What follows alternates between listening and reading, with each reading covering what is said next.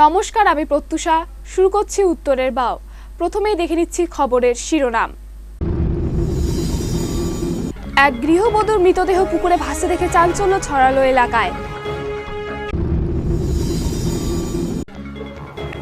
এবার ভিন রাজ্যের শ্রমিকের দেহে মিলল করোনা ভাইরাস। সাইকেল চালিয়ে মহারাষ্ট্র থেকে আলিপুরদুয়ার অসম সীমানা বারবিশাতে এসে পৌঁছল অসমের ৩৯ জন শ্রমিক। বেপরোয়া গতির এক লরির ধাক্কায় ঘটনাস্থলে এক মহিলা সহ মৃত্যু হল ৪ জনের। আমফানে ক্ষতিগ্রস্ত এলাকায় ত্রাণ তুলে দিতে পথে নামল দার্জিলিং জেলা বাম শ্রমিক সংগঠন সিটু। সিপিএম দলীয় কার্যালয় থেকে শুরু করে হিলকার্ট রোডের বিভিন্ন জায়গায় ঘুরে ঘুরে অর্থ সংগ্রহ করে দলীয় কর্মী সমর্থকেরা।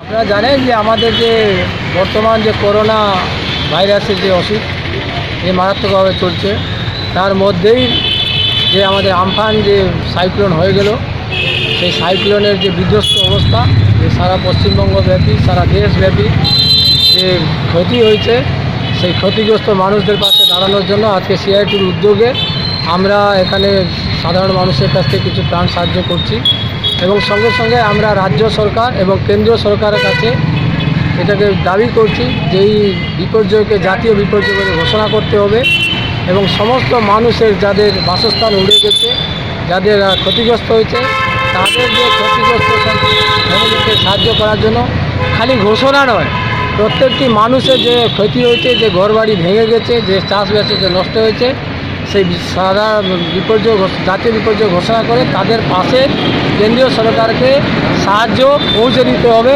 এই দাবি আমরা সিআইটিগতভাবে করছি। অভিযান চালিয়ে কালচিনি বাসরা নদী সংলগ্ন এলাকা থেকে পাচারের পথে প্রচুর চোরাইকাঠ উদ্ধার করল বন দপ্তর। সোমবার গোপন সূত্রে খবর পেয়ে কালচিনি বাসরা নদী এলাকায় অভিযান চালায় বন দপ্তরের হ্যামিল্টনগঞ্জ রেঞ্জের বনকর্মীরা।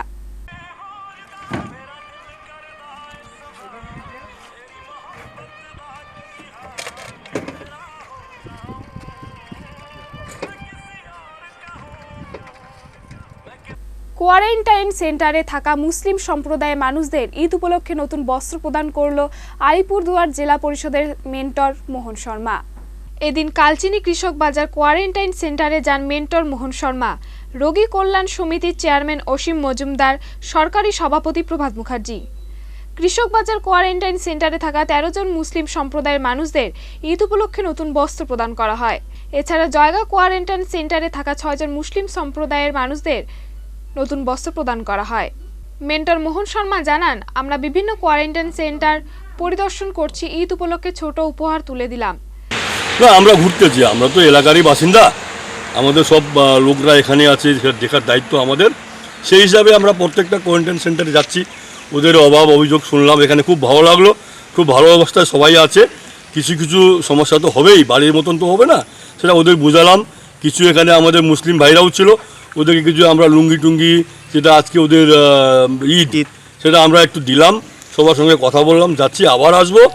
ওদেরকে বললাম চিন্তা নাই ভাই, এটা তোমাদের জন্যই সরকার করেছে, তোমরা সুস্থ থাকবে, তোমাদের পরিবার সুস্থ থাকবে, এটা সবাইকে বুঝিয়ে সুঝিয়ে আমরা আসছি। বেহাল নিকাশি ব্যবস্থার ফলে এক পশলা বৃষ্টিতে জলমগ্ন হয়ে পড়ল কালচিনির বিভিন্ন এলাকা। বেহাল নিকাশি ব্যবস্থায় এক পশলা বৃষ্টিতে জলমগ্ন হয়ে পড়ল কালচিনির বিভিন্ন এলাকা। ভোগান্তি পোহাতে হলো এলাকার বাসিন্দাদের। বেহাল নিকাশি ব্যবস্থার জন্য কালচিনি নিমতি মোড় এলাকায় জলমগ্ন হয়ে পড়ে।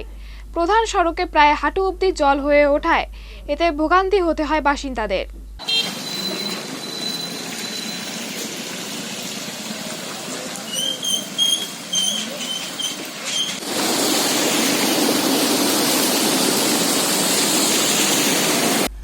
আড্ডার মুখে তুফানগঞ্জ উদ্যোগে পালিত হলো বিদ্রোহ কবি নজরুল ইসলামের ১২২তম জন্মজয়ন্তী। আমাদের সদস্য মাননীয় নিপেন পণ্ডিত মহাশয়কে উপস্থিত আছেন শ্রদ্ধেয় সদস্য প্রণব সরকার, তাকে পুষ্প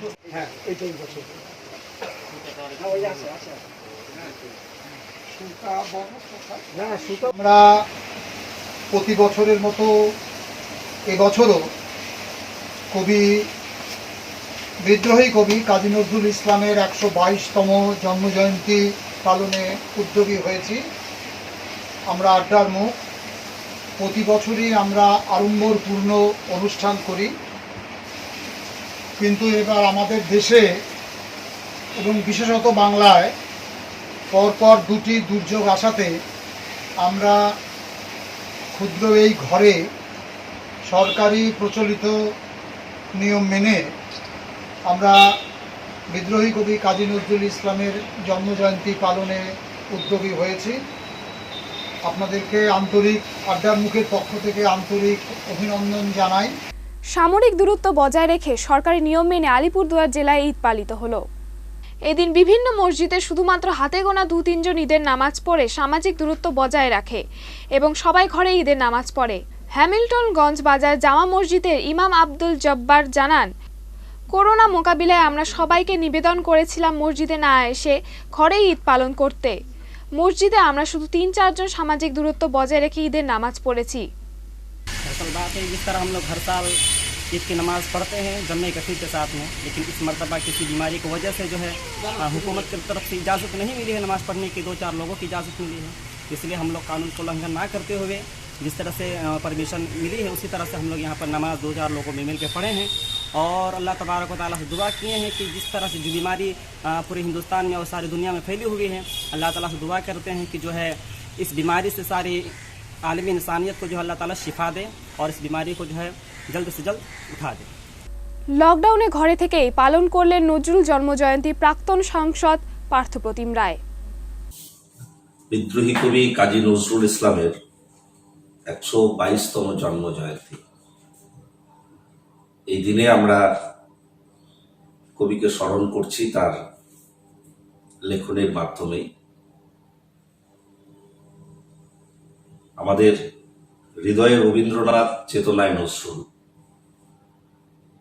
বিদ্রোহী কবি নজরুল ইসলামের কবিতাগুলো আমাদের চেতনায়, আমাদের মননে তরঙ্গ প্রবাহিত করে। তার প্রতিটি কবিতার মধ্যে একটা ভীষণ রকমের আবেগ, ভীষণ রকমের একটা বিদ্রোহী সত্তা প্রতিটি মুহূর্তে অনুভব আমরা সকলে করি। তার বিদ্রোহী কবিতা হোক, তার আমার কৈফিয়ত, কান্ডারি হুঁশিয়ার, আবার ছোটদের জন্য বেশ কিছু কবিতা তিনি লিখেছেন, খুকু ও কাঠবিড়ালি, লিচু চোর। সম্প্রীতির কবিতা আমাদের কাছে হৃদয়ে গ্রথিত রয়েছে। নজরুলের হিন্দু মুসলমান, বুড়া বৃন্তে দুটি কুসুম, হিন্দু মুসলমান, মুসলিম তার নয়নমণি, হিন্দু তাহার প্রাণ। তবে আজকে আমি একটি ভিন্ন আঙ্গিকের কবিতা পাঠ করছি, বিদায় স্মরণে। পথের দেখায় নহে গো বন্ধু, এ নহে পথের আলাপন, এ নহে সহসা পথ চলা শেষে শুধু হাতে হাতে পরশন। নিমেষে নিমেষে নব পরিচয়ে হলে পরিচিত মোদের হৃদয়ে। আসনি বিজয়ী এলে সখা হয়ে, হেসে হরে নীলে মনপ্রাণ। রাজাসনে বসি হওনিক রাজা, রাজা হলে বসি হৃদয়ে। তাই আমাদের চেয়ে তুমি বেশি ব্যথা পেলে তব বিদায়ে। আমাদের শত ব্যথিত হৃদয়ে জাগিয়া রহিবে তুমি ব্যথা হয়ে, হয়ে পরিজন চির পরিচয়ে। পুনঃ পাব তব দর্শন, এ নহে পথের আলাপন। বন্ধু, এ নহে পথের আলাপন। সকল এখনকার মতো উত্তরের বাও এখানেই। পরবর্তী খবর পেতে চোখ রাখুন উত্তরের বাওয়ে। নমস্কার।